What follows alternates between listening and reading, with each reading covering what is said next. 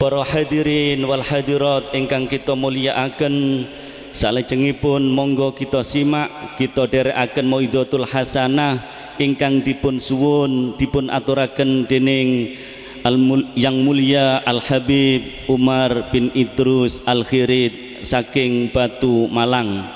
Dumateng panjenenganipun Al Habib Umar bin Idrus Al Khirid kawula sumanggaaken Allahumma sholli ala sayyidina Muhammad.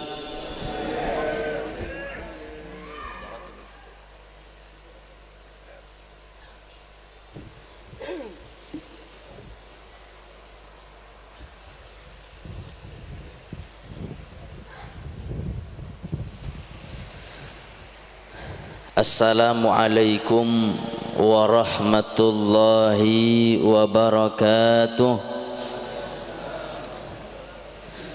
Bismillah walhamdulillah wassalatu wassalam ala rasulillah Muhammad ibn Abdillah wa ala alihi wa sahbihi wa man walah wa la hawla wa la quwwata illa billah. Subhanaka la ilma lana illa ma 'allamtana innaka antal alimul hakim. Rabbi shrah li sadri wa yassir li amri wahlul 'uqdatam min lisani yafqahu qawli, amin ya rabbal alamin. Pertama, yang mulia yang terhormat kami ucapkan bagi segenap para tokoh-tokoh alim ulama, para asatidz, para tuan-tuan guru, para kiai, para habaib.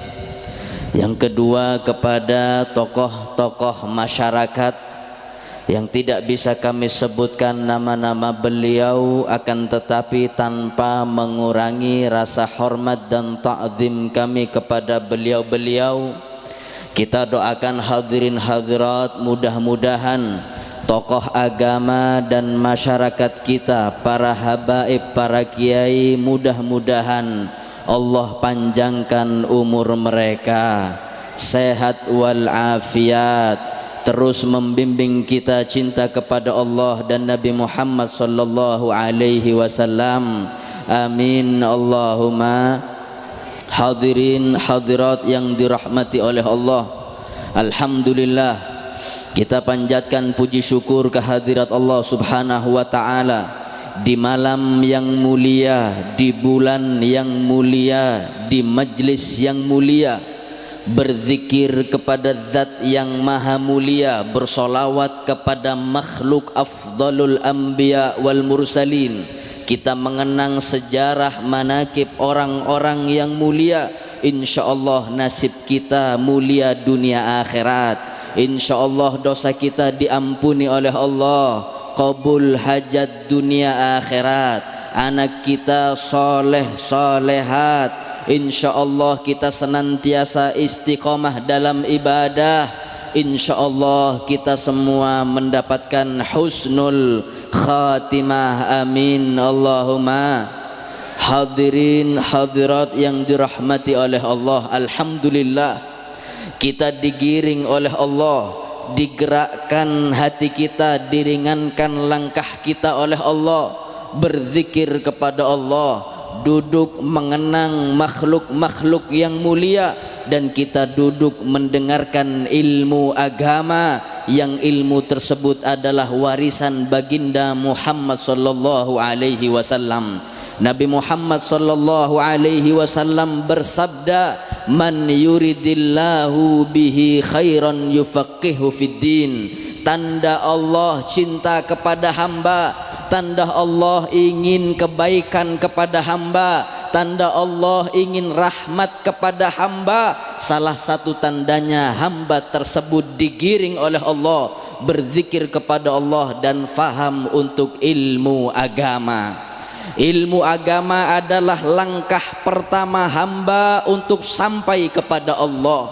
Maka dari itu jangan mimpi kita ingin menjadi wali Allah ketika masih ada sifat jahil dalam ilmu agama dalam diri kita. Al-Imam Syafi'i beliau berkata, mattakhadallahu waliyan min rajulin jahil. Sampai kapanpun Allah tidak akan mengangkat hamba menjadi wali Allah dari hambanya yang tidak mau nuntut ilmu agama. Ilmu adalah langkah pertama sampai kepada Allah. Ilmu jauh lebih mulia daripada rumah yang mewah, jauh lebih mulia daripada mobil yang mewah, uang yang miliar. Bahkan Al-Imam Ali bin Abi Thalib beliau berkata, al-ilmu khairun minal mal. Ilmu agama lebih baik daripada harta kita. Dari mana? Dari 3 hal. Yang pertama, ilmu lebih mulia daripada harta. Li'annal ilma yahrusuka wa anta tahrusul mal. Ilmu yang menjaga kita untuk tidak maksiat kepada Allah, sedangkan kita yang menjaga harta kita. Yang kedua, al-ilmu hakimun lahu wal malu mahkumun alaihi. Ilmu lebih mulia daripada harta. Yang pertama, ilmu menjaga kita, kita menjaga harta. Ilmu kelak di hari kiamat akan memberikan syafaat kepada kita, sedangkan harta bisa menghinakan kita di dunia dan di akhirat. Yang ketiga, al-ilmu yazdadu bil infaq wal malu tanqusuhun nafaqah. Ilmu lebih mulia daripada harta, jelas. Semakin kita mengamalkan ilmu, semakin kita mengajarkan ilmu agama, dijamin ilmu kita akan bertambah. Berbeda dengan harta, semakin kita sedekahkan semakin berkurang itu harta. Maka tidak ada baiknya sifat jahil, sifat kebodohan, tidak mau nuntut ilmu agama. Nabi Muhammad sallallahu alaihi wasallam memberikan pilihan kepada umatnya dengan sabdanya, kun aliman, hei umatku, jadilah orang alim. Kalau tidak bisa, au muta'alliman, belajarlah ilmu agama. Gak sempat lagi belajar ilmu agama, kun mustami'an, jadilah pendengar ilmu agama. Hadir majlis al-khidmah, hadir majlis zikir yang lainnya, hadir majlis ilmu, majlis taklim yang lainnya. Gak bisa mustami'an, kun muhibban. Terakhir kata Nabi Muhammad, jadilah engkau yang cinta kepada ilmu dan cinta kepada orang yang mempunyai ilmu. Fala takun khamisan, jangan jadi yang kelima. Siapa yang kelima? Orang alim tidak, disuruh nyantri tidak mau, disuruh hadir majlis taklim malas, kemudian cinta kepada ulama atau ilmu tidak. Siapakah mereka? Yaitu golongan al-jahlu, orang-orang yang bodoh, tidak mau nuntut ilmu agama. Kata Nabi Muhammad, jangan jadi yang kelima. Kenapa ya Rasulullah? Fatahlik, engkau akan binasa di dunia dan di akhirat. Hadirin yang dirahmati oleh Allah Subhanahu wa ta'ala, banyaknya aliran di Indonesia yang keluar dari ahlus sunnah wal jamaah sebabnya hanya satu, yaitu al-jahlu, kebodohan. Ulama mengatakan al-jahlu narun lidinil mar'i tuhrikuhu. Kebodohan itu ibarat api yang akan membakar agama seseorang. Wal ilmu ma'un litilkan nari yudfiha. Sedangkan ilmu ibarat air yang akan memadamkan api tersebut. Gak ada baiknya kebodohan. Bodoh ini adalah sifat bebuyutan musuh daripada musuh manusia. Bodoh ini naudzubillah, wal mar'u aduwwu majuhil, musuh bebuyutan manusia tiada lain yaitu kebodohannya. Kita duduk di majelis ini tiada lain niat kita ikhlas karena Allah, untuk mengentas, untuk membersihkan sifat kebodohan yang ada pada diri kita. Kata ulama dalam syairnya, al jahlu qoblal mauti mautun li ahlihi. Kebodohan itu orang yang gak mau nuntut ilmu agama, meskipun zahirnya masih bernyawa, masih hidup, tapi hakikatnya sudah meninggal karena dia tidak punya ilmu agama. Fa'ajsaduhum qoblal kuburi kuburu. Jasad orang yang gak mau nuntut ilmu agama, meskipun zahirnya masih bergerak, tapi hakikatnya jasadnya sudah terkubur sebelum ia dikubur.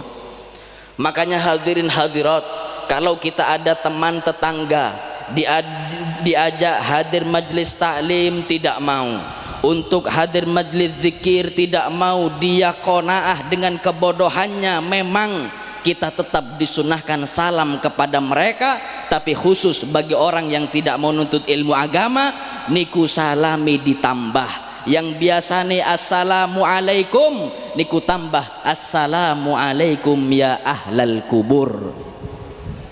Loh beb, saya belum meninggal, betul belum meninggal, tapi karena tidak mau nuntut ilmu agama, hakikatnya engkau sudah mati dan hakikatnya jasadmu sudah terkubur.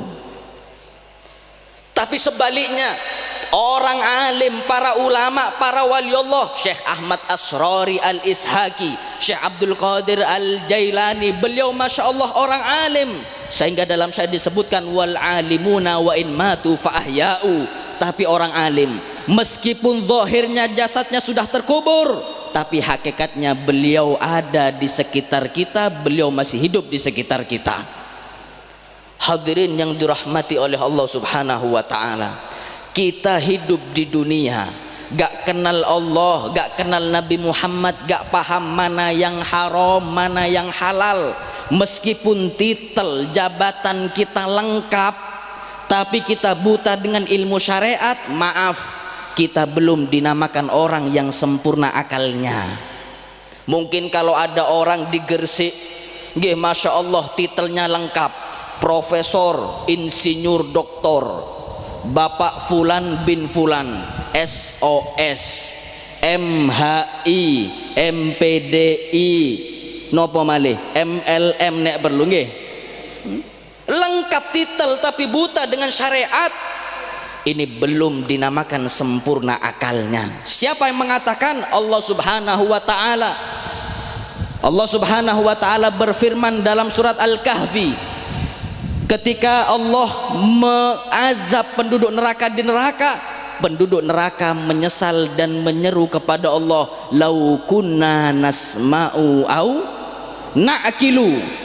Kata penduduk neraka, ya Allah, coba saya di dunia mau mendengar Allah berfirman, mendengar Nabi Muhammad bersabda, mendengar ulama berkata au na'kilu, coba ya Allah, ketika saya hidup di dunia mau punya akal. Masya Allah, di dunia S3 niku. Tapi kenapa ketika di akhirat mengatakan au na'kilu, coba saya punya akal? Maknanya apa? Akal ketika tidak digunakan untuk nuntut ilmu agama niki syarrul masaib. Ulama mengatakan khairul mawahib al-aglu, sebaik-baik nikmat Allah Subhanahu wa ta'ala adalah akal yang kita pakai untuk nuntut ilmu agama. Wa syarrul masaib al-jahlu, seburuk-buruknya musibah bukan tsunami, bukan banjir bandang, bukan gempa, bukan angin, tidak. Seburuk-buruknya musibah adalah kebodohan, naudzubillah. Ada seorang ulama dikritik oleh seorang profesor. Ulama ini masya Allah kiai sepuh, istiqomah ngaji, manakipan, zikir kepada Allah, tiap malam punya pengajian rutinan, tiap malam baca manakib para wali-wali Allah. Dikritik oleh sang profesor, kata profesor, hei ustadz kiai, apakah engkau tidak bosan? Tiap hari aku lihat kerjaanmu baca kitab kuning, baca manakipan, gak belenek ah. Ini sudah zaman 2019.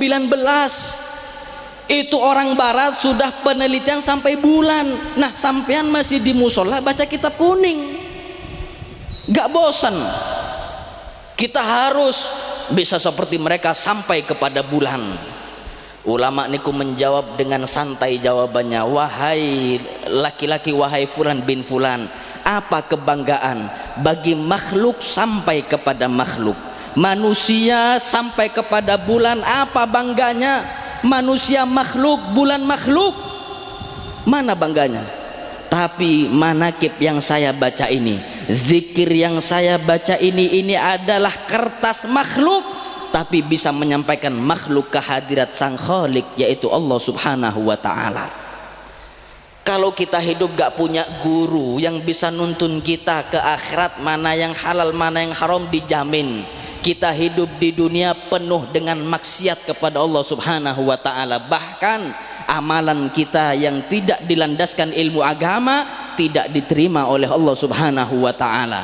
Sebagaimana Syekh Muhammad Ibn Ruslan, beliau mengatakan dalam zubatnya, wa kullu man bighairi ilmin ya'malu a'maluhu mardudatun la tuqbalu. Siapapun, mau laki atau perempuan, ketika dia melakukan amal ibadah, sholat, puasa, zakat, haji ataupun yang lainnya, tapi tidak punya ilmu agama, maka maaf, amalannya ditolak dan tidak diterima oleh Allah Subhanahu wa taala. Kita wajib menuntut ilmu agama. Kita alhamdulillah punya guru, masya Allah, para habaib, para kiai. Jangan menoleh kepada majlis yang belum jelas sanad keilmuannya. Sekarang masya Allah hadirin, terkenal di televisi, masya Allah gak paham kapan nuntut ilmunya, kapan mondoknya, masya Allah kita jadikan panutan. Ini sudah zaman insan, ini sudah zaman fitnah, aliran banyak karena sebabnya satu al-jahlu, yang kedua tidak mau mencari guru yang benar-benar dan jelas sanad keilmuannya. Niki terbukti di Surabaya. Saya mendengar kisah ini dari guru saya Al-Ustadz Hashim Assegaf Banyuwangi. Beliau bercerita bahwasanya di Surabaya niki ada kejadian nyata seorang orang tua, masya Allah, orang tua niki istiqomah hadir majelis taklim, majelis zikir niku istiqomah. Nah, orang tua niki pengen punya anak yang berpendidikan S1 sampai S3.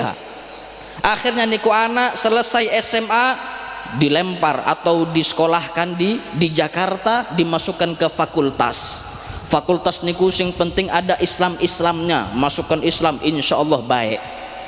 Niku salahnya orang tua tidak memeriksa kepada siapa anaknya mengajar atau belajar ilmu agama. Gak diperiksa siapa gurunya, belajar dari mana gurunya, niku tidak diperiksa.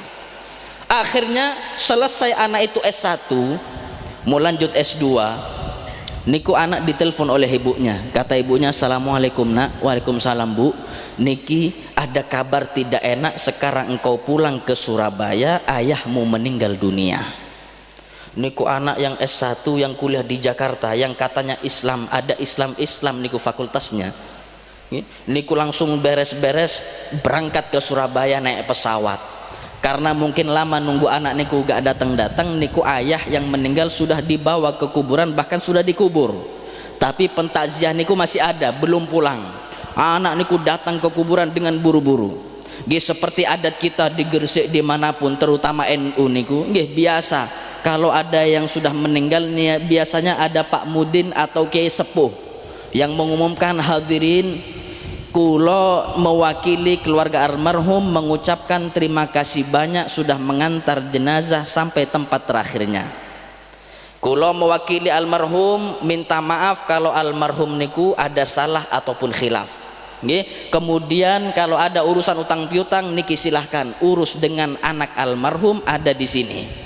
Anak yang kuliah S1 niku hadir di kuburan.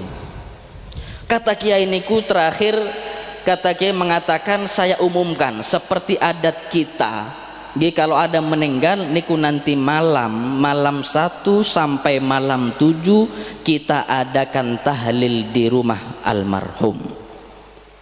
Niku anak yang S1 mendengar kata-kata tahlil langsung niku panas telinganya, berdiri merampas mik kiai. Dirampas mik kiai mengatakan, hadirin, saya ini anak almarhum, saya ahli warisnya, mengatakan nanti malam sampai malam 7 gak ada tahlilan. Niki perbuatan bid'ah, niki perbuatan sesat, niki syirik. Percuma kita baca yasin, tahlil, doa kepada almarhum gak bakalan sampai.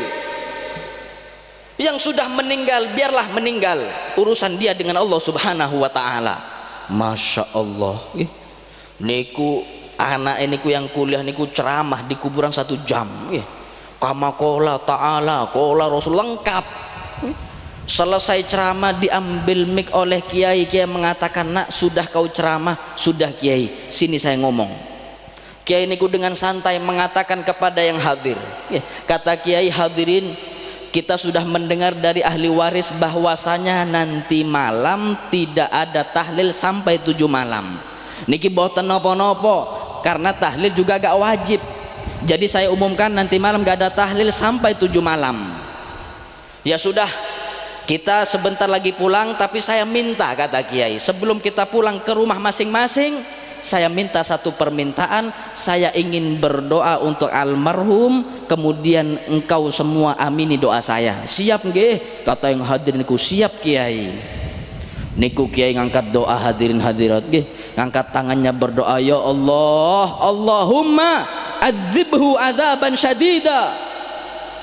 Kata Kiai, ya Allah, tolong ya Allah niki almarhum azab dengan azab yang sangat pedih. Kata sing hadir niku, amin Kiai. Ngangkat lagi, ya Allah, himpit jasad almarhum niki sampai hancur tulang belulang. Kata sing hadir niku, amin. Anak ini ku mulai bingung, lu Kiai kok doanya jelek? Kata Kiai, tenang nak, doa gak bakalan sampai.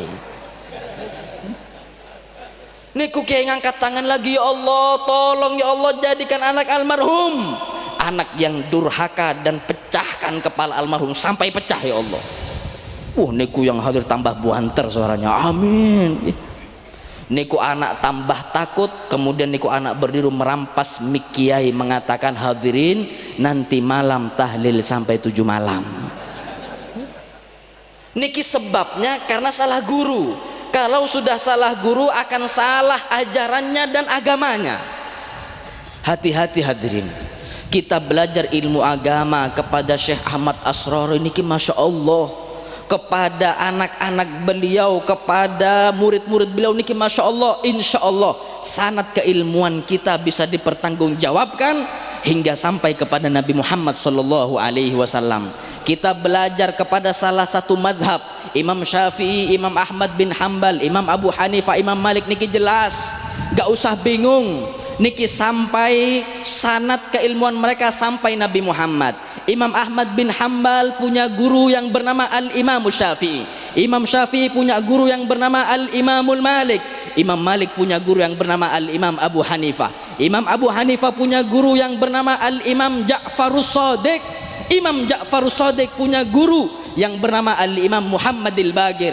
Al-Imam Muhammadil Bagir punya guru Al-Imam Ali Zainal Abidin. Imam Ali Zainal Abidin punya guru Sayyidina Husain dan pamannya Sayyidina Hasan radhiyallahu taala anhuma. Keduanya punya guru yaitu Sayyidina Ali bin Abi Thalib dan ibunya Sayyidah Fatimah Zahra, dan dari keduanya mengambil dari Nabi Muhammad sallallahu alaihi, dari Nabi Muhammad, dari malaikat Jibril hingga dari Allah Subhanahu wa taala. Jelas hadirin. Maka dari itu ayo kita belajar niki sanad jelas, sanad thariqat jelas, gak usah berpindah kepada yang lainnya. Kita sudah istiqomah niki insyaallah kita selamat dunia akhirat. Jangan asal-asalan hadirin. Kadang beb yang penting saya ngambil belajar ilmu agama kepada yang bertitel-titel niku imam sapa gak paham. Akhirnya ditelusuri niku imam ke imam, imam ke imam sampai nyambung ke imam samudra. Ini ku akhirnya ngebom di mana-mana niku hadirin.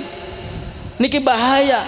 Nah, sanad kita sudah jelas sampai Nabi Muhammad sallallahu alaihi wasallam, tinggal tugas kita mudah-mudahan kita istiqomah dalam belajar ilmu agama. Insyaallah ilmu yang kita dapatkan ini adalah ilmu yang manfaat dunia akhirat. Insyaallah kita tidaklah pulang dari majelis ini kecuali dosa kita diampuni oleh Allah Subhanahu wa taala. Qabul hajat dunia akhirat, sehat wal afiat, panjang umur, insyaallah anak kita soleh solehat, insyaallah rezeki kita rezeki yang barokah, umur kita umur yang barokah, harta kita harta yang barokah. Insyaallah kita tutup umur kita dalam keadaan sehat wal afiat dan dalam keadaan husnul khatimah, amin ya rabbal alamin. Mudah-mudahan yang sedikit ini manfaat untuk kita dunia akhirat. Mungkin ini yang dari saya, kurang lebihnya mohon maaf. Kalau ada salah murni dari saya, kalau benar tiada lain berkat doa para habaib, para kiai, dan berkat Allah Subhanahu wa taala. Hadanallahu wa iyyakum. Wassalamualaikum warahmatullahi wabarakatuh.